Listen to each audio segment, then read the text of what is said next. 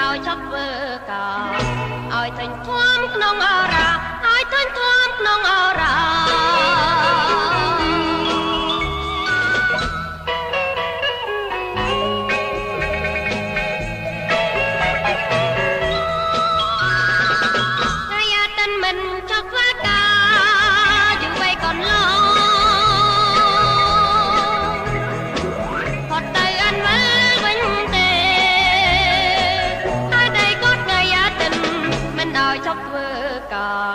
មានពេលអើយណាកំសាន្តមានពេលអើយណាកំសាន្ត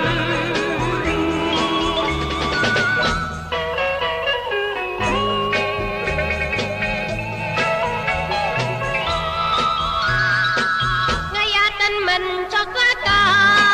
រជាអន្តេសាយកស្នេហ៍ទៅជុំរៀបលោកតាដើរលេងកំសាន្តថ្ងៃអាទិត្យ